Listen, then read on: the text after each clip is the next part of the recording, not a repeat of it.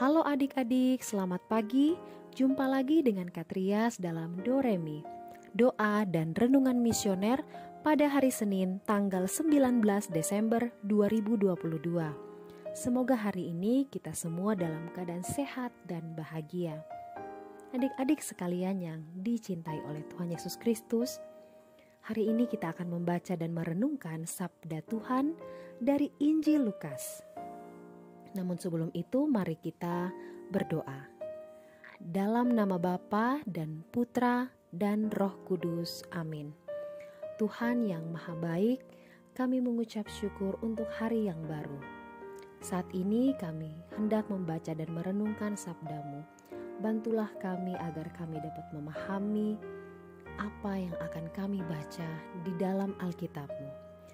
Demi Kristus Tuhan dan pengantara kami. Amin. Dalam nama Bapa dan Putra dan Roh Kudus. Amin. Baik adik-adik, sekarang mari kita buka Alkitab kita. Kita buka Injil Lukas pasal 1 ayat 5 sampai ayat 25. Inilah Injil suci menurut Lukas. Dimuliakanlah Tuhan. Di zaman Herodes, Raja Yudea, hiduplah seorang imam bernama Zakaria dari kalangan Imam Abia. Istrinya juga berasal dari keturunan Harun, namanya Elisabet. Keduanya hidup benar di hadapan Allah dan hidup menurut segala perintah serta ketetapan dengan tidak bercacat.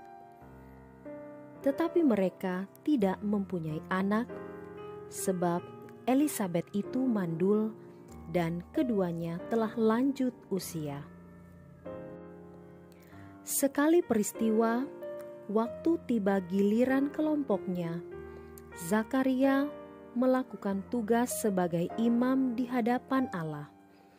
Sebab ketika diundi, sebagaimana lazimnya untuk menentukan imam yang bertugas, dialah yang ditunjuk untuk masuk ke dalam bait Allah dan membakar ukupan di situ. Pada saat pembakaran ukupan itu, seluruh umat berkumpul di luar dan sembayang. Maka tampaklah kepada Zakaria seorang malaikat Tuhan berdiri di sebelah kanan mezbah pembakaran ukupan. Melihat kejadian itu, Zakaria terkejut dan menjadi takut. Tetapi malaikat itu berkata kepadanya, "Jangan takut, hai Zakaria, sebab doamu telah dikabulkan. Elisabet, istrimu, akan melahirkan seorang anak laki-laki bagimu, dan haruslah engkau menamai dia Yohanes. Engkau akan bersukacita dan bergembira, bahkan banyak orang akan bersukacita atas kelahirannya, sebab ia akan besar di hadapan Tuhan, dan ia tidak akan minum anggur atau minuman keras. Ia akan penuh dengan Roh Kudus mulai dari rahim ibunya. Ia akan membuat banyak orang Israel berbalik kepada Tuhan, Allah mereka, dan ia akan berjalan mendahului Tuhan dalam roh dan kuasa Elia, untuk membuat hati para bapa berbalik kepada anak-anaknya, dan hati orang-orang durhaka kepada pikiran orang-orang benar. Dengan demikian, ia menyiapkan suatu umat yang layak bagi Tuhan." Lalu kata Zakaria kepada malaikat itu, "Bagaimanakah aku tahu bahwa hal itu akan terjadi? Sebab aku sudah tua dan istriku pun sudah lanjut umurnya." Jawab malaikat itu kepadanya, "Akulah Gabriel, yang melayani Allah. Aku telah diutus untuk berbicara dengan engkau dan untuk menyampaikan kabar baik ini kepadamu. Sesungguhnya engkau akan menjadi bisu dan tidak dapat berkata-kata sampai pada hari semuanya ini terjadi. Karena engkau tidak percaya akan perkataanku yang pada waktunya akan terbukti kebenarannya. Sementara itu, banyak orang menanti-nantikan Zakaria. Mereka begitu heran bahwa ia begitu lama berada dalam bait suci. Ketika ia keluar dan tidak dapat berkata-kata kepada mereka, mengertilah mereka bahwa ia telah melihat suatu penglihatan di dalam bait suci. Lalu Zakaria memberi isyarat kepada mereka, sebab ia tetap bisu. Ketika selesai masa tugasnya, ia pulang ke rumah. Tak lama kemudian mengandunglah Elisabet istrinya, dan selama 5 bulan ia tidak menampakkan diri. Katanya, inilah suatu perbuatan Tuhan bagiku. Sekarang ia berkenan menghapuskan aibku di depan orang. Demikianlah sabda Tuhan. Terpujilah Kristus.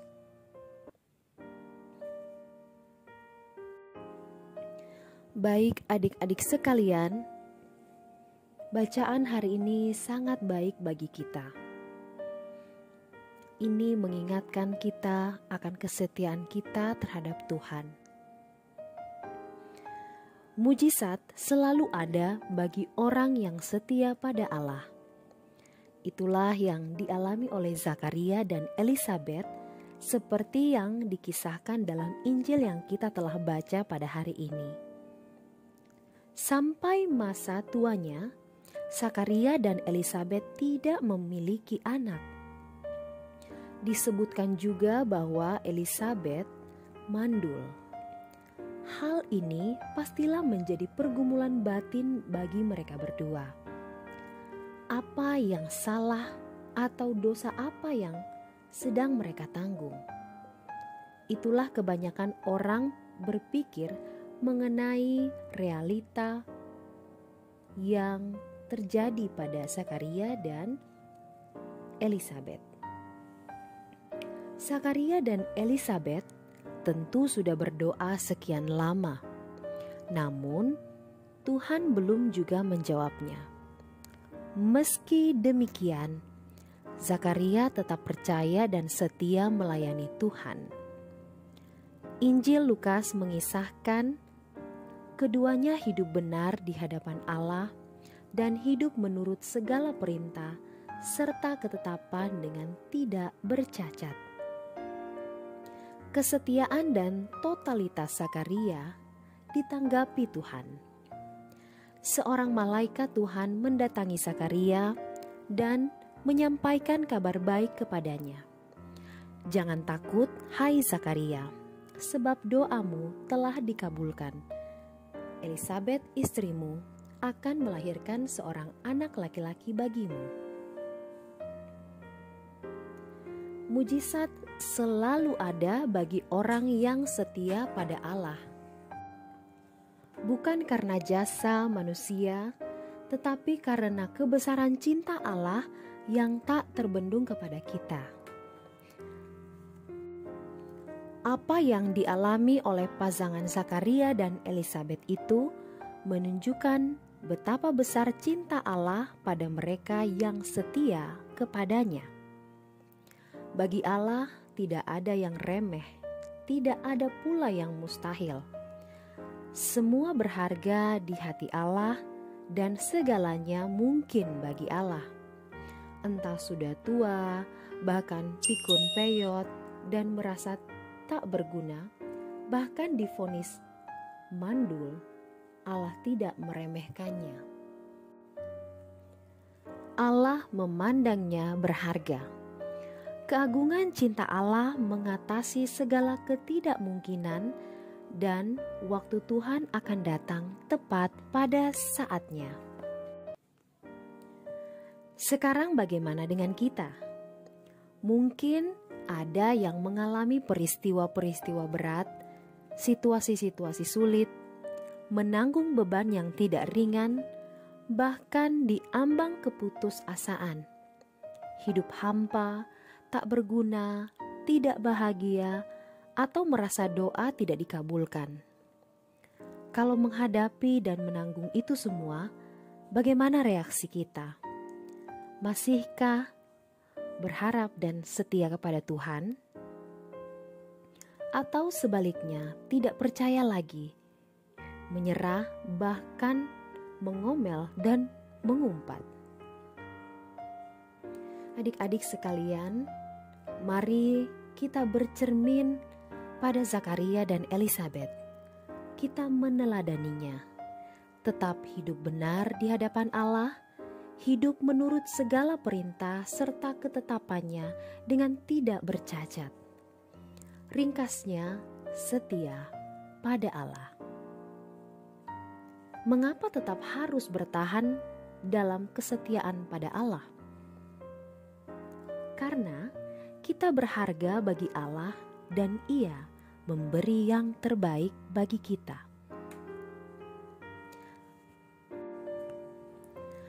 Masa Advent ini menjadi masa emas untuk memupuk kesetiaan pada Allah dengan hidup benar dan menuruti perintah serta ketetapan Allah. Beberapa hari lagi kita akan merayakan Natal, kelahiran Tuhan. Kita siapkan hati kita, hidup kita, sehingga menjadi palungan yang hangat bagi Sang Immanuel yang lahir dalam diri kita. Semoga demikian. Amin. Baik adik-adik, untuk mengakhiri renungan kita pada hari ini, kita menutupnya dengan doa Anak Misioner Indonesia. Tuhan Yesus, Engkau diutus Bapa menjadi berkat bagi dunia, menjadi selamat bagi manusia.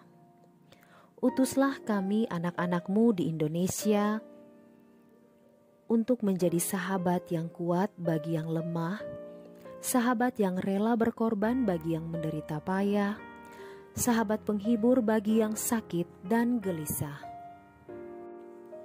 Tuhan Yesus, kami pun ingin menjadi utusan-utusan kecil-Mu, teman setia bagi yang tersingkir terlantarkan, teman bicara bagi yang kesepian terlupakan, sobat yang gembira bagi yang sedih dan susah, sobat penuh penghargaan bagi yang tak dicintai. Tuhan Yesus, utuslah kami dengan bantuan Roh Kudus-Mu, menjadi garam dan ragi yang baik, menjadi terang dan obor yang cemerlang, membawa kegembiraan dan pengharapan. Tuhan Yesus, kuduskanlah badanku dan sucikanlah jiwaku. Kupersembahkan diriku padamu hari ini. Berkatilah semua anak dimanapun juga.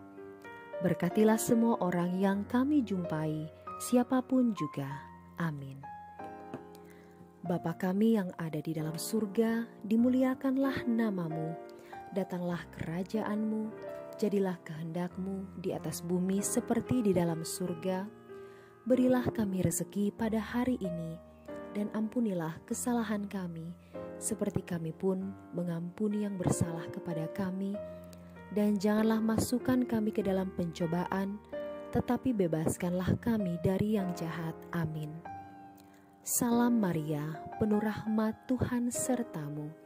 Terpujilah engkau di antara wanita, dan terpujilah buah tubuhmu Yesus. Santa Maria Bunda Allah, doakanlah kami yang berdosa ini, sekarang dan waktu kami mati. Amin.